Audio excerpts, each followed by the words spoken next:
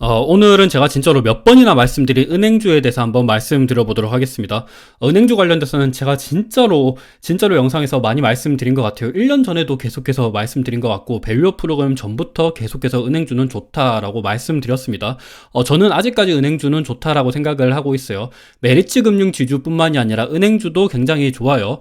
일단 코덱스 은행부터 한번 보도록 할게요. 우리나라 은행 대표적으로 신한지주, KB금융, 우리금융지주, 하나금융지주 이렇게 있는데, 전체 은행을 아우르는 코덱스 은행 ETF부터 한번 보도록 하겠습니다. 일단 올해 주가가 진짜 많이 올랐죠. 저점 대비해서 32%나 올랐습니다. 아직까지도 주가가 조금 추세선이 완전히 무너진 거는 아니고 계속해서 오르고 있는 듯한 모습을 보이고 있죠. 최근 들어서 사실 요때 주가가 많이 빠졌거든요. 그때는 이제 사실상 요렇게 주가가 많이 올랐을 때 사람들이 은행주는 테마 주식으로 접근을 해야 되지 않을까라는 생각도 많이 했었어요. 왜냐면 은행 주식들이 이때까지 요렇게 단기간에 많이 올랐었던 적은 과거에 없었거든요. 그래서 올해 주가가 이렇게까지 많이 올랐는데 요거는 완전 제조업 기반이 반도체랑 2차전지 뺨칠 정도로 많이 올랐기 때문에 은행주는 장기적으로 봤을 때는 다시금 주가가 떨어지지 않을까라고 예상을 해서, 사실 이렇게 주가가 많이 떨어졌을 때 많은 분들이 은행주들은 장기간의 주가가 회복을 하기는 힘들 것이다 라는 말씀을 드렸었습니다. 근데 저는 계속해서 주가가 좋을 것이다 라고 말씀을 드렸었어요. 지난 영상을 보시면 요때 24년 1월 7일이었죠. 그때 보면 악재가 터졌었죠. 그래서 주가가 많이 하락을 했는데 내가 계속 투자하는 이유라고 말씀드렸었습니다. 1월 7일이면 주가가 좀 많이 떨어졌을 때였어요. 1월 7일이면 한 요쯤이었죠. 24년 1월 7일 요쯤에도 저는 좋다라고 말씀드렸었어요. 그때보다 지금 주가가 많이 올라왔죠. 그때 태연건설 이슈라든지 홍콩 H지수 ELS 사태 이런 것들이 있었습니다. 그리고 요거는 2월 7일 날, 그때도 저는 주가가 많이 올랐는데도 내가 안 파는 이유 관련돼서 굉장히 좀 이렇게 공격적으로 말씀드렸었죠. 홍콩 ELS라든지 부동산 PF와 관련돼서 굉장히 안 좋은 이야기가 나왔었습니다. 2월 달에는 주가가 한 요 정도였죠. 요때도 주가가 많이 올랐었어요. 그럼에도 저는 계속해서 괜찮다라고 말씀을 드렸죠. 그리고 요때는 3월 24일입니다. 내가 계속 투자하고 있는 이유 관련돼서 요때도 좀 공격적으로 말씀을 드렸었고, 그리고 5월 9일 날, 요때는 최근이죠. 주가가 많이 올라도 저는 계속해서 투자하고 있다라고 말씀드렸었어요. 지금은 한 요 정도에서 주가가 계속해서 오르락 내리락 하고 있는데 저는 아직까지 은행주는 좋다라고 생각을 하고 있습니다. 여튼 올해 들어서 은행주는 거의 한 21% 정도 올랐습니다. ETF 기준으로요. 근데 반도체가 올해 들어서 조금 하이닉스 그리고 한미반도체가 주가가 많이 올라서 반도체 ETF도 많이 올랐다라고 생각을 할 수도 있는데, 근데 전체 컨벤셔널 반도체 예를 들어서 삼성전자는 주가가 많이 오르지 못했죠. 그래서 반도체 ETF 같은 경우는 12% 정도 올랐습니다. 2차전지는 올해 들어서 가장 주가가 많이 떨어진 섹터 중에 하나예요. 2차전지는 22% 떨어졌고요. 자동차, 현대차, 기아 때문에 주가가 많이 올랐다라고 생각을 할 수 있는데 5% 올랐습니다. 바이오 6.5% 떨어졌습니다. 그래서 올해 들어서 주가가 가장 많이 상승한 섹터는 바로 은행주입니다. 은행주는 저는 좋다라고 생각을 하고 있어요. 그리고 KB금융, 그 무거운 주식이 지금 역사적인 신고가예요. 주가가 가장 많이 오르고 있는 상태를 보이고 있고, 그리고 하나금융지주도 지금 역사적인 신고가입니다. 2008년도 글로벌 금융위기, 그때 이후부터 거의 한 20년? 한 15년 정도 되겠네요. 15년 동안 주가가 지금이 가장 높은 상태를 보이고 있습니다. 장기적으로 저는 은행주를 좋게 보고 있는 이유가 이따 대해서 다시 말씀드리겠지만, 주주 환원율이 진짜 우리나라 은행 섹터만큼 가장 적극적으로 주고, 앞으로 자사주 소각을 적극적으로 하고 이익도 꾸준히 창출될 것이라고 장기적으로 좀 좋게 보는 산업은 저는 은행주밖에 없다라고 생각을 하고 있습니다. 일단 은행주 관련돼서 최근에 주가가 많이 떨어진 대표적인 원인이 상생금융 때문이었죠. 은행 주식들은 사람들이 좀 많이 안 좋게 생각하는 이유 중에 하나가 정부 규제 산업이기 때문이에요.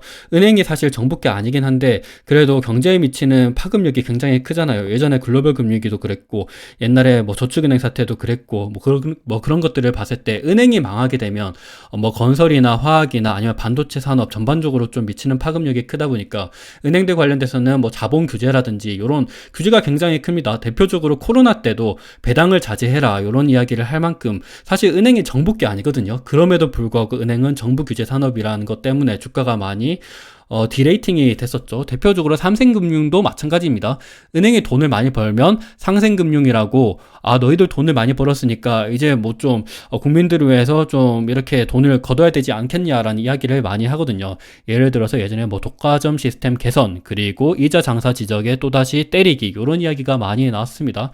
그래서 그런 것들을 봤을 때는 굉장히, 이게 3월 20일 날 기사였거든요. 그때만 하더라도 상생금융 때문에 은행들의 주가가 오르다가 다시 떨어질 수도 있다라는 이야기가 많았었습니다. 그리고 홍콩 이레스 사태도 마찬가지였죠. 홍콩 이레스 사태 때문에 은행주들이 뭐 전반적으로 요거 관련돼서 뭐 돈을 이렇게 지급을 해줘야 돼서 주가가 많이 오르지 못할 것이다. 이자 비용이나 아니면 순이익단에서 좀 많이 깎일 것이다 라는 이야기가 많았었습니다. 그때도 5월 27일 얼마 전 기사였죠. 그럼에도 불구하고 저는 괜찮다라고 생각을 해요. 실제로 홍콩 ELS 사태 관련돼서도 주가가 좀 떨어지는 모습을 보였지만 다시금 굉장히 급격하게 반등을 했고요. 그리고 이거는 총선이 지나고 나면 은행들은 다시금 주가가 떨어질 것이다 라는 이야기를 많이 했었죠, 과거에. 과거도 아니죠. 불과 몇 달 전이었죠. 그럼에도 불구하고 은행 주식들은 총선 이후에 다시금 주가가 오히려 총선 이전보다 주가가 많이 오르고 있는 모습을 보이고 있습니다. 그래서 이런 것들을 봤을 때 포퓰리즘 정책 때문만은 아니다. 사실 은행들은 밸류 프로그램 전부터 계속해서 자사주 소각이나 주주 환원율을 높이려고 계속해서 그런 모습을 보였습니다. 그리고 최근에는 DGB 금융그룹이 이제 시중은행으로 전환이 됐죠. 그래서 뭐 이름을 IM뱅크라고 이렇게 뭐 바꾸려고 하는 움직임이 보이고 있는데, 그래서 시중은행 4대 은행이 있죠, 대표적으로. 근데 이제 대구은행도 시중은행으로 들어가면서 경쟁이 격화되는 거 아니냐라는 이야기가 나오고 있는데, 저는 그렇게까지 경쟁이 격화될 거라는 생각을 안 하고 있습니다. 대구은행이 시중은행으로 전환되는 것뿐만이 아니라 제4인터넷 전문은행도 준비가 되고 있죠. 기존의 카카오뱅크, K뱅크, 그리고 토스뱅크 뿐만이 아니라 이번에는 유뱅크, KCD뱅크, 뭐 소소뱅크, 더존뱅크라는 새로운 4은행이 나온다라는 이야기가 나오고 있습니다. 그럼에도 불구하고 저는 그렇게까지 기존의 은행들한테 뭐 문제가 될 것 같다는 생각은 안 하고 있습니다. 요거는 어찌 보면 저는 그렇게 생각을 하거든요. 제4통신사랑 똑같다라고 생각을 하고 있습니다. 기존 은행들이 이때까지 쌓아놓은 그 신용, 그런 것들을 생각해 봤을 때 좀 이 영역을 침범하기는 좀 쉽지 않지 않나라는 생각을 하고 있어요. 기존에 뭐 K뱅크, 카카오뱅크 얘네들 때문에 주가가 떨어졌다라 그런다면 진작에 떨어졌고, 그리고 지금 주가가 오르면 안 됐죠. 그래서 얘네들이 들어온다 그러더라도 저는 그렇게까지 문제는 되지 않을 거라고 생각을 하고 있습니다. 그리고 비바 리퍼블리카, 그러니까 토스가 이번에 뭐 IPO를 준비하고 있고, K뱅크도 마찬가지죠. 그래서 이런 것들을 봤을 때 얘들이 뭐 새로운 자금력을 가지고 또 투자를 하는 거 아니냐, 그래서 좀 불안한 거도 있지 않나라는 생각을 할 수도 있는데, 저는 카카오뱅크랑 마찬가지로 얘네들 토스뱅크랑 K뱅크 같은 경우는 새롭게 이렇게 계속 성장을 하기 위해서는 주주 환원율을 기존의 시중은행들 대비해서는 많이 가져가기는 힘들다라고 생각을 합니다. 그래서 주주 환원율을 주로 보고 투자하시는 분들한테는 오히려 시중은행들이 조금 더 매력적으로 다가오지 않을까, 그리고 얘네들이 상장한다 그래서 그렇게까지 큰 문제는 되지 않을 거라고 생각을 합니다.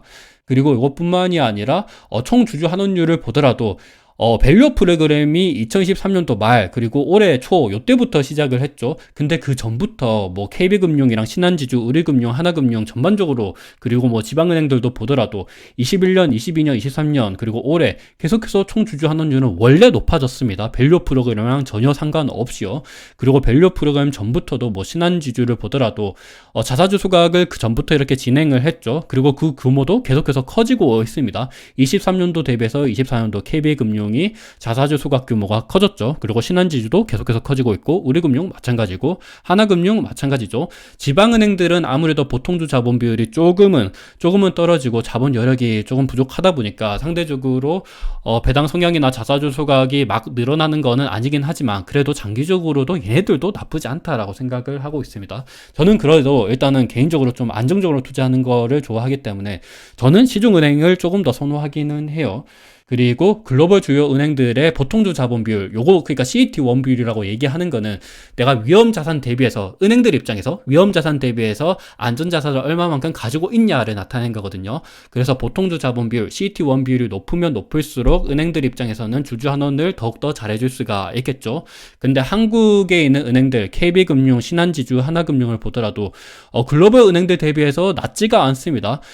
미국의 JP모건 체이스 같은 경우는 15% 굉장히 높죠. 근데 웰스파고나 뭐 뱅크 오브 아메리카, 시티은행들 대비해서 우리나라 은행들의 자본 비율이 그렇게까지 낮은 거는 아니에요. 호주은행들 대비해서도 높습니다. 뭐 호주은행인 NAB, 내셔널 오스트레일리아 뱅크죠. 얘네들 대비해서도 우리나라 은행들이 굉장히 높습니다. 그리고 일본 은행들 대비해서도 우리나라 은행들이 낮지가 않아요. 유럽 은행들 대비해서도 괜찮습니다. 이 정도를 봤을 때는 그래서 자본 비율도 굉장히 건전하고 그래서 저는 뭐 주주 환원율을 높이는데 큰 문제가 없다라고 생각을 합니다. 저는 지금 얘기하는 게 저축은행이나 뭐 새마을금고나 증권을 말하는 게 아니에요. 우리나라 4대 시중은행을 얘기하고 있습니다. 4대 시중은행들은 굉장히 자본 여력이 튼튼하다라는 점을 말씀드리고 있어요. 그리고 우리나라 금융지주사별 CET1 비율을 보시면 KB금융, 신한지주, 하나금융, JB, 뭐 우리 전반적으로 다들 똑같죠. DGB금융지주는 22년도 대비해서 올해 1분기에 좀 떨어지긴 했지만 DGB금융지주를 제외하면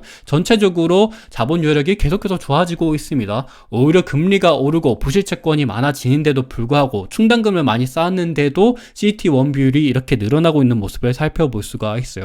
그래서 자본 여력이 굉장히 튼튼하다. 특히나 기존 뭐 시중 4대 은행들은 굉장히 좀 나쁘지 않은 모습을 보이고 있죠. 우리은행 같은 경우는 조금 낮습니다. 그래서 우리은행 같은 경우는 앞으로는 배당을 늘리거나 자사주 소각을 할 수 있는 여력이 다른 시중은행들 대비해서는 떨어진다라는 이야기를 하고 있기는 해요. 우리금융지주는 근데 지금 배당 수익률이 높기는 하죠. 근데 미래를 봤을 때는 KB금융이랑 신한지주, 하나금융지주가 조금 더 가망이 높다라는 이야기를 많이 하고 있습니다. 저는 그래서 뭐 KB금융, 신한지주, 하나금융을 좋아하는 편이긴 합니다. 그리고 글로벌 주요 은행들의 NPL 비율이라는 것을 한번 보시면 NPL 비율이라는 게 고정이하 여신 비율, 그러니까 부실채권 비율이라고 생각을 하면 될 것 같아요. 내가 혹시나 못 받을 수 있는 돈, 은행들 입장에서 혹시나 내가 돈 떼어먹힐 수 있는 가능성, 그거를 나타내는 건데 우리나라 은행들이 굉장히 낮죠. 높지가 않습니다. 미국도 낮고요. 호주도 낮습니다. 근데 일본이랑 유럽은 굉장히 높죠. 그래서 우리나라 은행들이 일본이랑 유럽, 얘네들도 좀 탄탄한 은행들이거든요. 유럽의 뭐 HSBC 굉장히 유명하잖아요. BNP 은행, 얘네들도 굉장히 유명한데 얘들 대비해도 우리나라 은행들이 굉장히 뭐 부실채권이나 이런 것들을 관리를 잘하고 있습니다. 요거에 대한 대표적인 이유가 저축은행이나 증권 얘네들은 아니에요. 그리고 여신사 얘네들도 아닌데 얘들 같은 경우는 뭐 해외 부동산으로 투자했을 때는 되게 후순위 쪽으로 투자를 많이 하기도 하고 우리나라 부동산 PF도 후순위 채권 쪽으로 많이 들어갑니다. 근데 우리나라 대표적인 KB은행 그리고 신한은행, 하나은행 얘네들 같은 경우는 해외 부동산 쪽으로 투자하더라도 적어도 중순위 채권으로 들어가고요. 그리고 우리나라 부동산 PF를 들어가더라도 선순위 채권으로 들어갑니다. 그래서 얘네들이 뭐 실제로 문제가 생긴다 그러더라도 요걸 커버를 할 수가 있어요. 충분히 요거를 돈을 회수할 수 있는 그 확률이 높기 때문에 저는 그렇게까지 문제는 되지 않는다라고 계속해서 지난 영상부터 몇 번이나 말씀드리고 있습니다. 그리고 실제로 주가도 많이 오르고 있고요. 그리고 글로벌 주요 은행들의 충당금 적립률 현황을 보시면 그러니까 총 여신 대비 내가 은행 입장에서 부채 대비해서 충당금을 얼마만큼 적립을 했냐, 안전자산을 얼마만큼 많이 확보를 했냐를 나타내는 건데 그걸를 보더라도 우리나라 은행들이 충분히 미국 은행들 대비해서는 높지는 않지만 그래도 호주, 일본, 유럽 대비해서는 높은 편이긴 하죠. 그리고 총 여신 대비 적립률보다는 NPL 커버리지 비율이 더욱더 중요하다라고 생각을 하는데 왜냐하면 총 여신 대비 적립률은 전체 부채를 나타내는 거예요. 근데 그 전체 부채가 안전 부채도 있을 거 아니에요. 근데 NPL 커버리지 비율은 부실채권, 부실 부채만 나타내는 겁니다. 그래서 걔네들의 비율을 봤을 때는 우리나라 은행들의 NPL 비율이 높습니다. KB금융 같은 경우는 436%, 신한지주 490%, 하나금융이 455%여서 미국의 시티뱅크 그리고 호주의 내셔널 오스트레일리안 뱅크 얘네들 대비해서 우리나라 은행들이 가장 높고요. 그래서 충당금 관리도 굉장히 잘하고 있다. 실제로 뭐 부동산 PF나 해외 부동산 쪽으로 문제가 생긴다 그러더라도 우리나라 KB금융, 신한지주, 하나금융은 괜찮지 않나라는 생각을 계속해서 말씀드립니다. 근데 실제로 연체율이 오르고 있는 것도 사실이고요. NPL 비율도 오르고 있는 거는 사실이긴 합니다. 근데 지난 과거 대비해서 절대적으로는 그렇게까지 높지는 않아요. 그리고 앞으로는 금리가 떨어질 것이다. 올해 뭐 11월 달에 미국의 금리가 떨어질 것이다 라는 예측치가 나오는 것만을 보더라도 금리가 떨어지면 요 연체율이 떨어지고 NPL 비율도 떨어질 수가 있겠죠.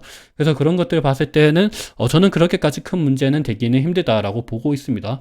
부동산 PF 관련된 것도 많이들 걱정을 하시죠. 익스포저 현황을 보면 KB금융, 신한지주, 뭐 하나금융, 우리금융 당연히 규모가 크다 보니까 익스포저도 높습니다. 근데 비중은 그렇게까지 높지가 않아요. 전체 비중은 뭐 3% 내에 있기 때문에 그렇게 문제는 되지 않는다라고 생각을 하고 있습니다.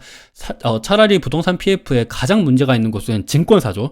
증권사 같은 경우는 제가 말씀드리지 않고 있어요. 제가 말씀드린 거는 은행들입니다. 그래서 은행들은 좀 괜찮지 않나라는 말씀드리고 싶고, 그리고 선제적, 보수적, 충당금 전입 내역을 보시면 물론 충당금을 많이 쌓고 있죠. KB금융, 신한지주, 하나금융, 우리금융 많이 쌓고 있는데 충당금을 많이 쌓았다라는 것 자체가 앞으로 해외 부동산이라든지 부동산 PF 쪽으로 문제가 생겼을 때 이 충당금 환입이 될 수가 있겠죠. 그리고 앞으로 금리가 떨어지는 환경에 놓여 있으면 충당금 환입이 될 가능성이 조금 더 크고요. 그래서 그런 것들을 봤을 때 이 부분도 저는 괜찮다라고 생각을 하고 있어요. 그리고 전체적인 부동산 익스포저 비중도 그렇게까지 높지가 않습니다. RBK 은행 같은 경우는 기업은행이니까 우리나라 중소기업 쪽으로 뭐 대출도 많이 해주고 부실채권이 아무래도 많다 보니까 충당금이 많아요. 그래서 기업은행은 조금 다른 논외적으로 보셔야 된다라는 말씀드리고 싶고, 그리고 앞으로 만약에 금리가 떨어질 가능성이 이제부터는 크잖아요. 금리가 떨어지면 은행들의 NIM이 감소를 해서 이익이 줄어드는 거 아니야? 라고 걱정을 해볼 수가 있어요. 근데 과거 2012년도부터 해서 10년간 우리나라 국고채 3년, 요게 기준금리랑 같이 움직인다라고 생각을 하시면 되겠죠. 최근에 금리가 올라서 당연히 순이익이 오를 수가 있겠죠. NIM이 증가를 하기 때문에요. 근데 과거 금리가 떨어질 때도 순이익이 올라갔습니다. 왜냐하면 NIM이 감소를 하더라도 그만큼 총 대출 규모는 커질 수가 있어서 이자가 떨어지면 사람들이 은행 가서 뭐 주택담보대출이라든지 아니면 뭐 전세자금 대출이라든지 주식담보대출이라든지 대출을 많이 하겠죠. 그러면 총 대출 규모가 커져서 금리가 떨어지더라도 전체적인 이익은 증가할 수가 있습니다. 과거 2017년도, 18년도, 19년도 그때도 그랬죠. 그래서 앞으로 금리가 떨어지더라도 은행들의 순이익이 저해될 가능성은 물론 그럴 수 있긴 한데 그렇게까지 크게 감소는 하지 않을 것이다 라고 생각이 들어집니다. 그래서 오늘 영상은 은행들이 최근 들어서 주가가 많이 올랐긴 했는데 저는 장기적으로 주주 환원율을 높이고 있고 지금 트렌드 자체가 그런 모습을 보이고 있고 자본 여력도 충분하고 그리고 순이익도 그렇게까지 뭐 떨어질 것 같은 느낌도 안 들고 충당금 적립도 잘하고 있고 글로벌 은행들이랑 비교했을 때도 PER, PBR, 밸류에이션도 그렇게까지 높은 거가 아니에요. 오히려 많이 낮죠. 그래서 그런 것들을 봤을 때 은행들은 저는 장기적으로 꾸준히 좀 체크하셔야 되지 않나라는 생각을 말씀드리면서 오늘 영상을 마무리하도록 하겠습니다. 투자에 도움이 되셨으면 좋을 것 같습니다. 감사합니다.